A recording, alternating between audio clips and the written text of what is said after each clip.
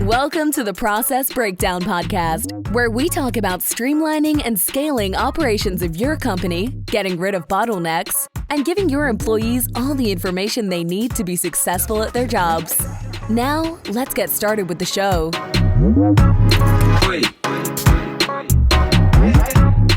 Dr. Jeremy Weisz here, host of the Process Breakdown Podcast, where we talk about streamlining and scaling operations of your company, getting rid of bottlenecks, and giving your staff everything they need to be successful at their job. Past guests include David Allen of Getting Things Done, Michael Gerber of the E-Myth, and many, many more. Check out more great episodes. Before I get to today's guest, Mike Fiorenza of Bundren Painting, this episode is brought to you by Sweet Process. And Mike, you may be able to relate to this. I don't know. If you've had team members out there that ask you the same questions over and over, and it may be the 10th time you spend explaining it, there is a better way. There is a solution. Sweet Process is actually a software that makes it drop dead easy to train and onboard new staff and save time with existing staff. And I was talking to Owen, who runs the company. Not only do universities, banks, hospitals, and software companies use them, but first responder government agencies use them in life or death situations to run their operations. So you can use Sweet Process to document all the repetitive tasks that eat up your precious time so you can focus on growing your team. You could sign up for a free 14-day trial. No credit card is required. Go to sweetprocess.com, sweet like candy, SWEET process.com. I'm excited to have Mike Fiorenza. He's COO of Bundren Painting. If you don't know Bundren Painting, I was reading up on it, Mike. LD Bundren Painting was formed by Larry Bundren in 1984 to provide quality finishes to the commercial painting industry. And they've worked on projects such as Reliant Stadium, home to the Houston Texans, NASA, high-rise condominiums, churches, cancer treatment facilities, and many, many more. So, Mike, thanks for joining me. Thank you for having me. So talk a little bit more. We're going to dig deep into meetings, okay? I've read the book Death by Meetings. Cameron Herold has a great book about meetings. I know you know Cameron Herold. I want to hear your take about meetings because I'm always looking at, I think efficient and productive meetings are a force to be reckoned with in a business. But before we get into that, talk about Bundren Painting a little bit and what you do. So we're a commercial painting company. As you said, been around since '84, based out of Houston. We like the big projects, the odd projects, the ones that specialty access, the ones that are tricky to get in, and those are the projects we love to do. Bread and butter is commercial painting, everything from offices to hospitals and such like that. We do some government work as well. So we're pretty much a full service commercial painting company.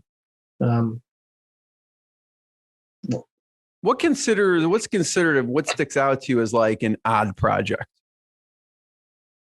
Is like a stadium considered an odd project, or what's? Stadium's a big project. Yeah.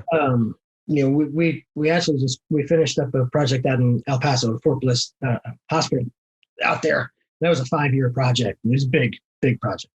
But we had a good odd project to talk about, art blocks in Houston. When Houston had the Super Bowl and Final Four, Houston commissioned a whole bunch of intersections and art installations throughout the city. So we did the art blocks installation on Main and McKinney and basically put down a vehicular rated coating on the ground and the sidewalks for the art installation. And then there was other installations around it. Entirely odd to be painting downtown intersections in fluorescent orange and purple and lime green, but it was a really off-the-wall project that was a lot of fun to do. That seems interesting. What kind of crew does it take? When people picture painting, like you really need some people who know what they're doing to put in some of that stuff in place, right? Correct. Yes. You have to have people that know how to apply the material. You have to have people that understand the environment they're working in.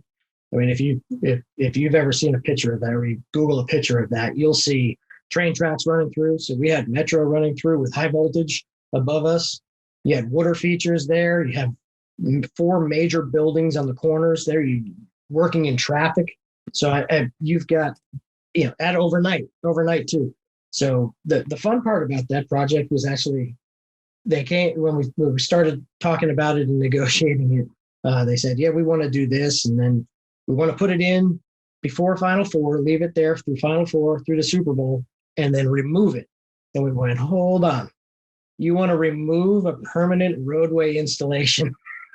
So we had to go do our homework to figure out how we were going to do that and get the right product that would last as well as be able to be removed. Because that's not typical. People just want it there forever. I mean, they don't want anything removed. Correct. Yeah. I figured you were going to say you convinced them to just keep it there. No, we got it done. We got it removed. Yeah. I love the part of your website that says we put the hue in Houston. That's a good one. Let's talk about meetings for a second, Mike. And I love to hear about one-on-one meetings with direct reports, how you structure the meeting, any meeting. So where do you want to start with as far as meetings go? It's always a little bit of a challenge for us because meetings are essentially the most important thing an executive can do or a team lead can do.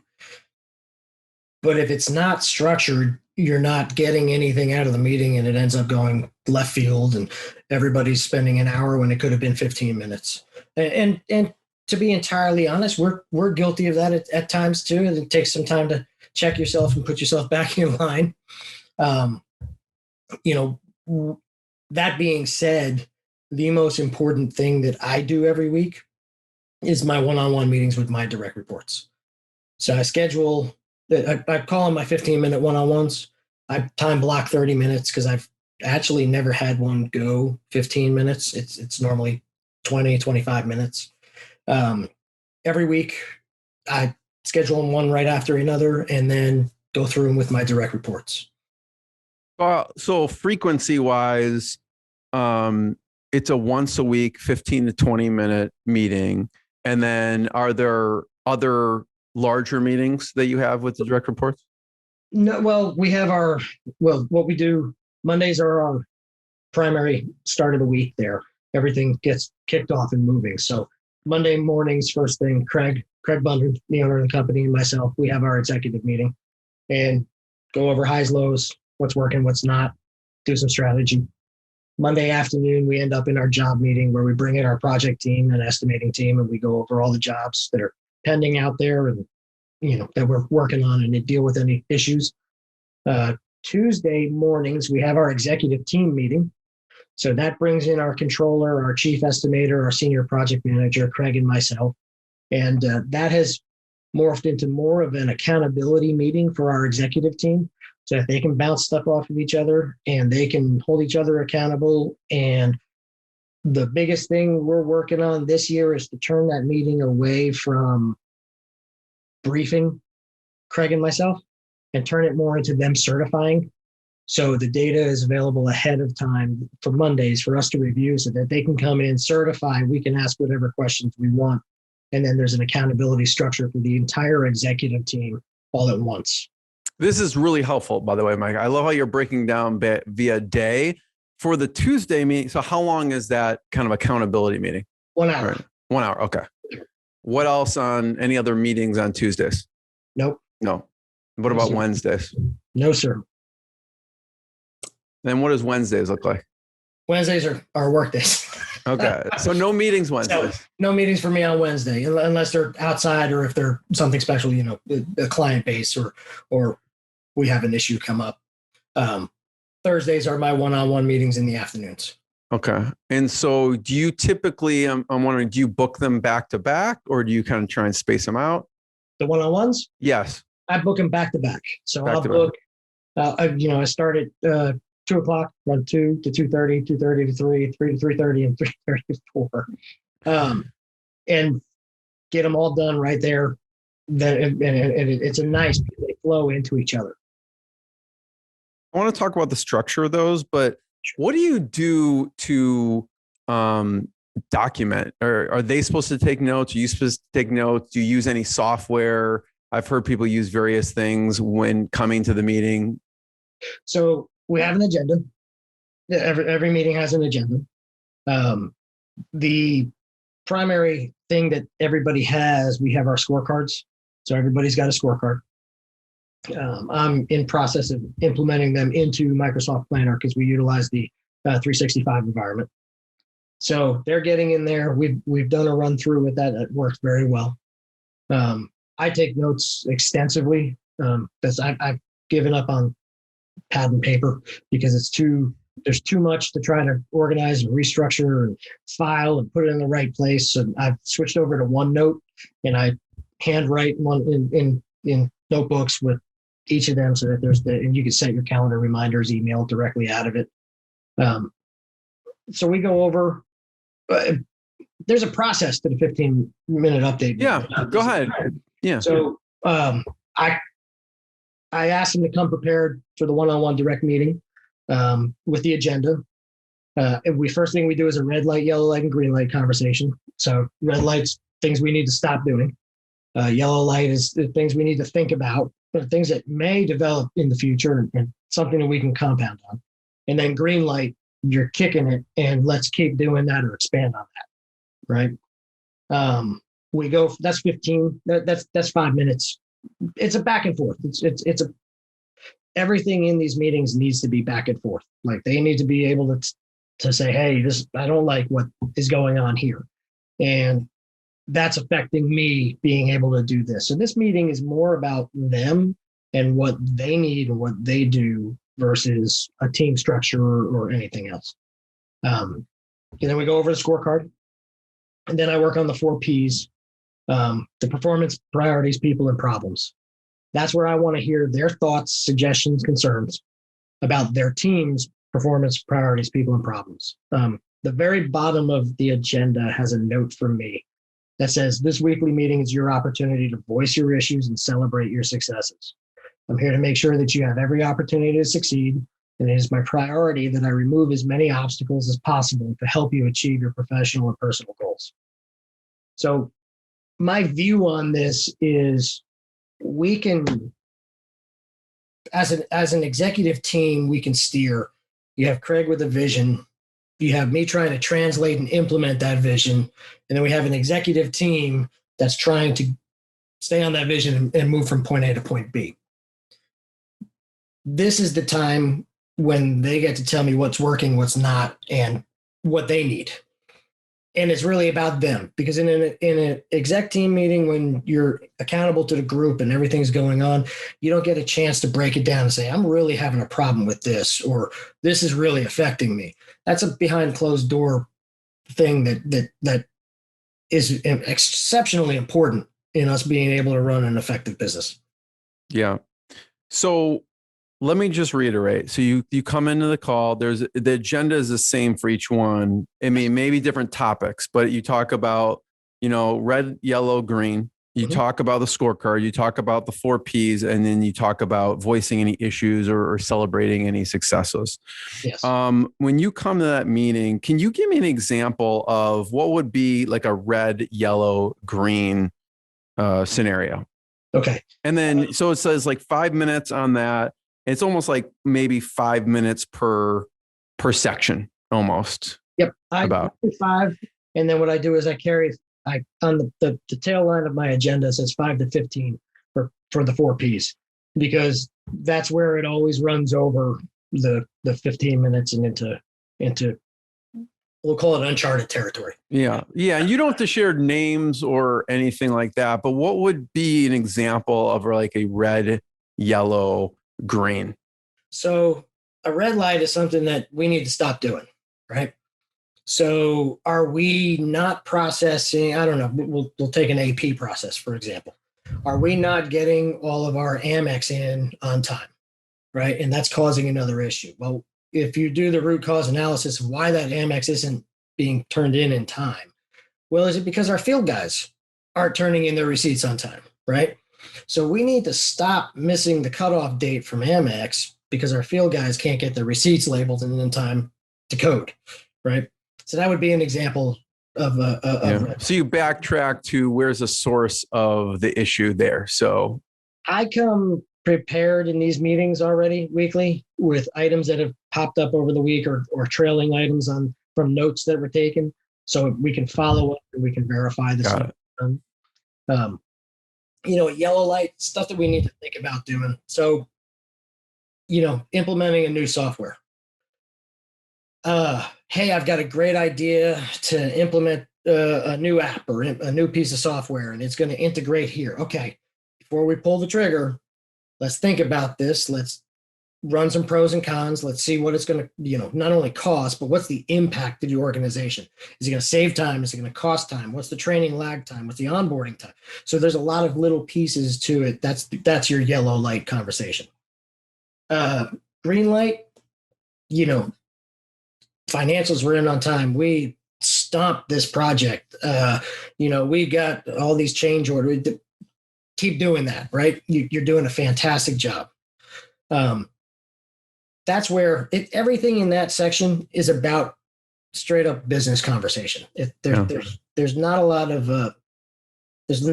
of personal attributes to those sections. It's kind of just here's what's going on, here's what could be going on, and you go over any issues and possible things that you want to implement, and then other things that are going really well to make sure they just continue to go well. Yes. Okay. And it goes both ways. If there's something that, if my controller or my chief estimator or my senior project manager want us to stop doing because it's directly affecting them, that's when they tell me that we've got to stop doing this because it's causing a problem here. Yeah. So I want to go so that's the red, yellow, green. I want to go to the scorecard next. But before we do you have a recommendation, Mike, on the good amount of direct reports that someone should have? Because I imagine if you had 20, your day on Thursday would be insane. What is there a good number that you recommend for people? So I think that this is my thing. I currently have a controller, a chief estimator, a senior project manager, and my HR director, right? So I've got 4 of them lined up and ready to go. And for our size business, that's great. I think if you get over 7 or 9 direct reports, things start getting a little bit crazy because you've got a lot of stuff going on, a lot of data to manage, and a lot of issues to sort into. So I'm always a fan of a smaller subsection of direct reports. Yeah. And do each of these people also run the same type of meeting for their direct reports? Yes, they all run. We give them all the leeway that they need to be successful. They're running with this agenda or a modified version of this agenda. The departments that we have VAs working for us, there's a coordination for a VA meeting as well. So, but yes, every department head is running meetings with their one-on-ones. Okay. Thank you. Yeah, that's really helpful.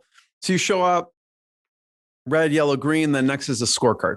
What do you do with the score? Give me some examples of how that works. So our scorecards, this latest revision, I really like this latest revision we just did for 2021. We got out of a checkbox method and we got into more of a narrative method in our scorecard. So it makes it more approachable. I like it. It makes it's easy to understand and it's easier to interface with. But it also says, here's your 30, 60, and 90-day objectives. And then I'm looking ahead another quarter. So as the 30-day objectives are falling off, you're already looking and getting them queued up for the next 30 days in the scorecard. So it's every 30 days we're looking ahead and moving the progress. And the trick is with all the scorecards to make all the scorecards work in the same, well, I call it the highway. All the scorecards need to be on the same highway, because if you're not on the same highway going in the same direction, you're going everywhere else. So give me an example. So the old way was checkboxes. What did checkboxes look like? And then what'd you migrate to? So the checkboxes were hard because you had to try to figure out if something was, bad, not bad, okay, needs improvement. So if you go from a scale, and it becomes very subjective because the more opportunity you give for leeway to move in one direction or another. Got it. So if it's not very clear and it's not concise, you can't. How do you hold somebody accountable for achieving something if they don't understand what you're trying to accomplish, right? So if I say, you know, bid everything on time, well, that's a very subjective thing because there's a lot of different opportunities. If I say we expect our sales bids to go out within the date promised in the CRM, well, then it now becomes the estimator's responsibility to look at the CRM and say, okay, I've got 5 days to have that bid out. There's no question about that, right? So removing the subjectivity with a narrative scorecard and then setting your goals or your rocks out for 30, 60, and 90 days gives you a clear path. Keith Cunningham calls it the yellow brick road. So you're building that yellow brick road for all of your employees to follow. For the scorecard, Mike, is everyone answering the same questions? Like, what would be an example of, I guess, one item that is on the scorecard that someone would have to answer? It's not so much as answering; it's production and its accomplishment, right? So, we want to move our finances from the 10th day of the month to be turned in and completed for executive review to the 5th business day of the month, right? So on that scorecard, the quarter change, now it's due the 5th business day of the month. There's no gray area to that. Scorecard says that financials will be turned in by the 5th business day of the month. In the same sense, process documentation, like talking with Owen, you've got processes that you're trying to document in every department. So as we're creating process videos and documents and storing them within our SharePoint drives, you have a target and say, hey, I need these 8 processes documented. And then give me a list of the next 4 or 5 that you need to do. So having those items very clearly laid out on the scorecard helps you align your team members. So let me understand, when you have a direct report, is there, get granular with me for the scorecard, because you mentioned 30, 60, 90 days. Is it something that they're coming to you with, here's my 30-day, 60-day, 90-day, or do you have already a preset kind of framework for them? So what happens is, as in any other business, the owner of the business, Craig, he's on a trajectory, right? And he's got a vision, he's got goals, he's trying to hit it. So my job is to interpret them and then execute and deliver those goals, right? There's a lot of stuff that gets out there that you may not be able to handle right now, right? Because there's just too much workload. There's a lot of moving parts. One of the ways we've addressed that is we've created our parking lot in Microsoft Teams. So the executive Craig and myself, we have a parking lot where we store ideas so we don't lose them, and we can come back at them and revisit them, or there's always that list going, so that there's a lot of great ideas that come out in conversations that may not be good now, but in 6 months may be exactly what we need to do, and the framework and the idea is already sitting there. Expanding that to my executive team, having a parking lot on our Teams channel for the executive team as well, so that they can, because you don't hire people just to do what you say. You hire people to do their job, to bring value to the organization. So they have ideas as well. And the same thing, you can't lose those ideas. You need to catalog those ideas so you can act on them when the time is right. So the scorecards, we are setting more of a trajectory and a plan. The executive team kind of, I want to say, finesses it a little bit. And then it is my job to interpret how we're going to engage that between the departments.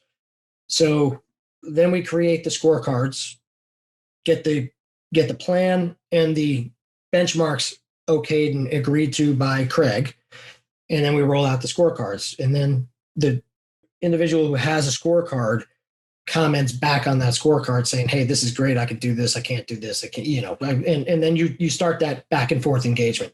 Okay, you can't do this. Why? Well, can we do it a different way? Or is there a better way of doing it? How do we get to the objective? There's always that balance of, you don't want to tell people how to do everything. You want them to do it for themselves, figure out for themselves and learn and grow.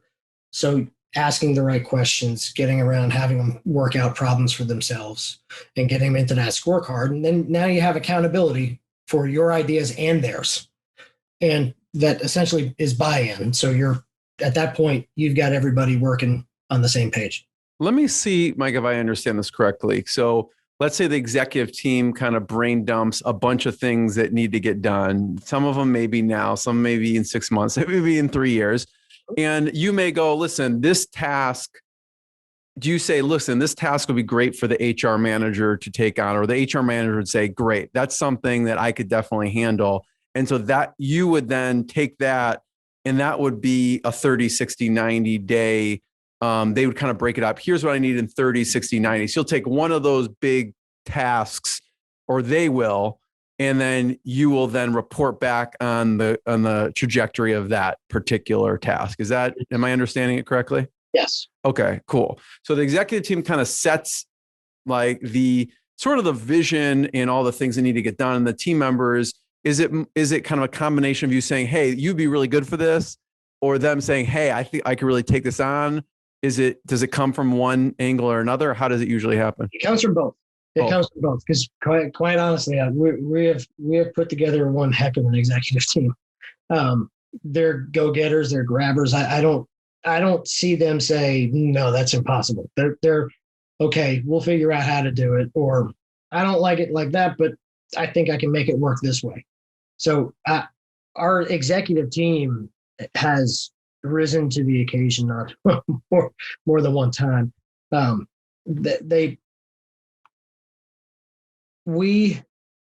Yes, there is direction from me. Yes, there is direction from Craig.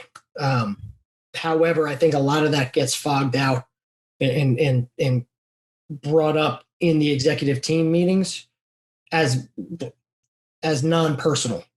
And then when it gets down to that granular level of personal accountability and responsibility, that's where it's a one-on-one with the team members and the scorecards. That makes sense. That's great. Thank you. Yeah. So it goes from red, yellow, green, the scorecards, which basically are taking the company's vision in smaller chunks and breaking them into 30, 60, 90 day goals, and then reporting back on those every week on the progress. Is that right? Oh, cool. And then for the 4 Ps, you said this is a little nuanced. How does the 4 Ps work?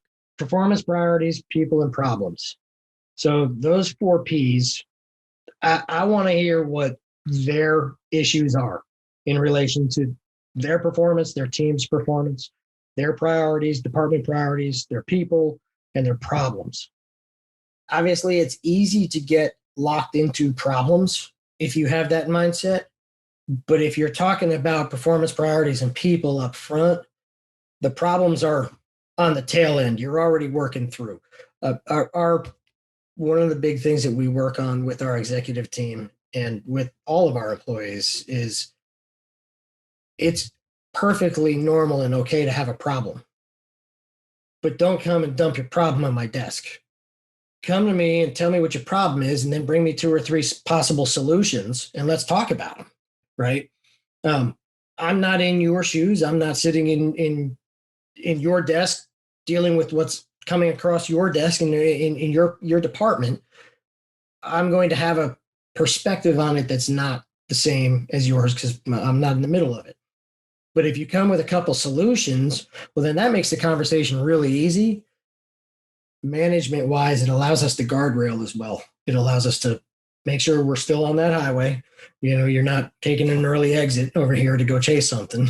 And, you can kind of steer it with that. Yeah. So can you give me an example of each of them? What has someone brought up in the past, or what would be an example of something with performance? Just so I get a sense of how the meetings run. They'll go, oh, performance is this, people is this, priorities is this, problem is this. What's something they would say for each of those? So we'll take a general, and this is just a summary. I'm utilizing a situation as an example here. Let's say our sales guy, right, has an issue with setting calls or landing walks and turning that into presentations. Well, that's a performance issue, right? So, hey, I'm having an issue with getting enough opportunities to go see companies, go see buildings, go create an opportunity or lead. And what my priorities on this are: I'm going to make 15% more calls. I'm going to go do 10 more walks a week. I'm going to, and then people wise, these are the people I need to see. These are the people that I need help from. And then by the time you get to the problems, they've essentially already solved it up front. Gotcha. Right? So they're laying out the solutions. They're laying out the solutions as this conversation unfolds. Absolutely. And for me, it's kind of more of a sit back, listen, and maybe ask a question to pull a little bit more detail out. And it happens. It doesn't matter what position we have. Every one of them falls into the same. The brilliance of all of this, my agenda is I didn't come up with any of it. I literally didn't come up with any of it. Cameron Harold, he calls it R&D, rip off and duplicate, right? Red light, yellow light, green light came from a podcast member that he had on his podcast. The scorecard review is something that we deal with, with Keith Cunningham. And the 4 Ps actually came from one of my friends that is also a member of COO Alliance. That's what he did as part of his one-on-one meetings. So I've taken the pieces that work really good, I think, for us to drive and put it on a piece of paper. And I didn't have to develop any. So there's a lot of this out there that if you do enough reading or have enough contacts and you see enough of this, that you can find out what works, for you. So this works for us. It may not work for everybody, but it's someone may take a piece of this and a piece of this may work for them, right? Or some of it. But I like how you run the 4 Ps, because it sounds like people are reporting on their performance, which is whatever probably metric they're measuring.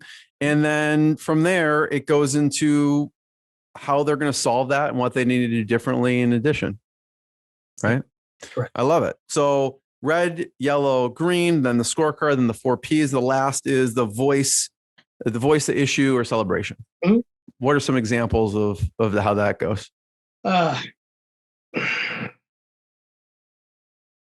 So celebrating.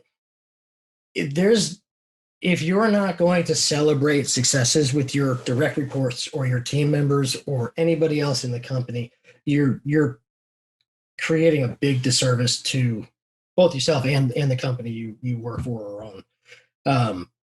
You have to celebrate successes, and you also have to celebrate successes on multiple different levels. Little wins added up over time is big momentum, right?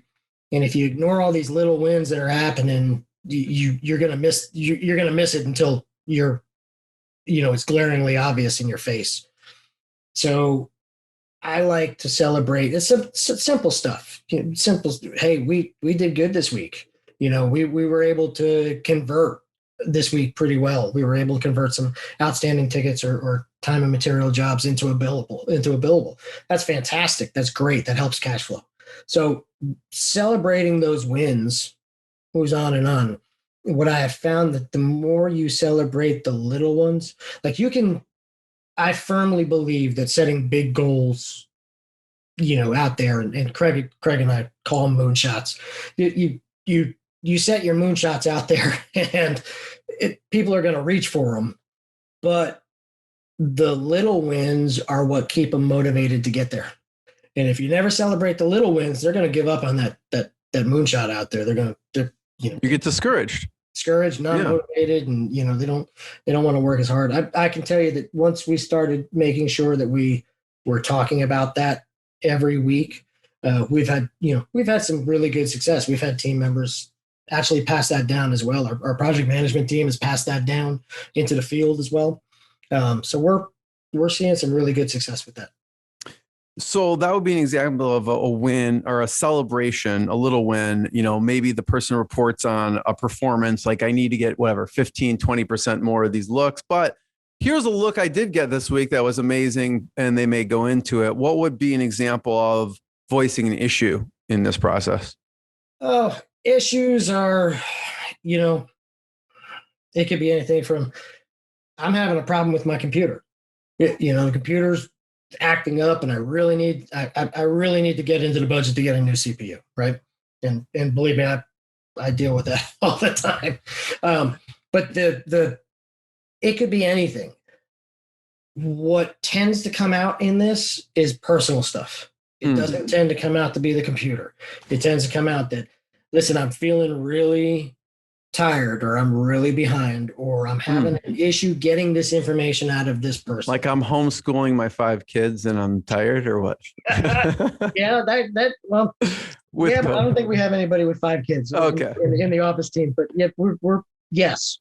Hey, I'm getting run down, or I'm getting stressed out about this.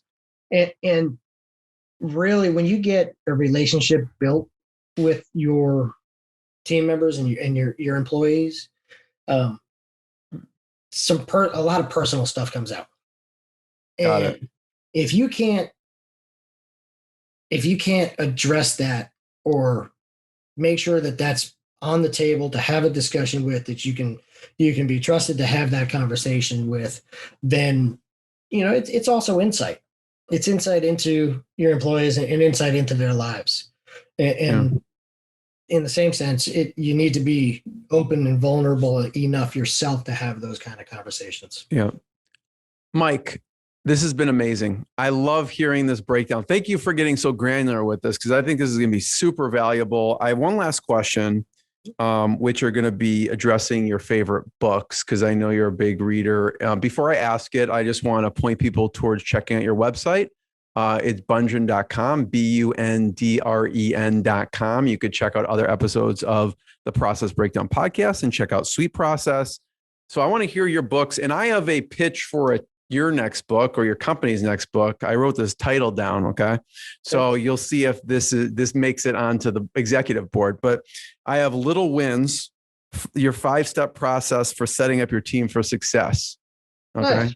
Which is your red, yellow, green light, your scorecard, your 4 Ps, voicing issues, and voicing celebrations. That's what I have written down. So there's your next Bundren book. Anyways, what are your favorite books that you like? And I know you mentioned Keith Cunningham, Cameron Herold. I'd love to hear some of your recommendations. So since we're talking about meetings and agendas, obviously you need to talk about Meetings Suck with Cameron Herold. Yeah. Great book. Great book. In fact, gave it to all of my executive team members to read as well. The Great Game of Business, obviously, is a classic in our industry. Who, Job Smart, The Road Less Stupid by Keith Cunningham, and the latest one I've read was Giftology, but I'm going to John Ruhlin. Yeah, yeah, I love John. Yes, I'll let him know you said that. Fantastic. Yes, fantastic. Mike, thank you so much. Everyone, check out more episodes. Check out the books he recommended, and thanks so much, Mike. Thank you very much. Thanks for listening to the Process Breakdown podcast. Before you go, quick question. Do you want a tool that makes it easy to document processes, procedures, and/or policies for your company so that your employees have all the information they need to be successful at their job? If yes, sign up for a free 14-day trial of Sweet Process. No credit card is required to sign up. Go to sweetprocess.com, sweet like candy, and process like process.com. Go now to sweetprocess.com and sign up for your risk-free 14-day trial. Hi, this is Owen, the CEO and co-founder here at Sweet Process. If you've enjoyed listening to this podcast interview, actually, you know what I want you to do? Go ahead and leave us a 5-star review on iTunes. That way we get more people aware of the good stuff that you get here on this podcast. Again, go on to iTunes and leave us a 5-star review. Looking forward to reading your review. Have a good day.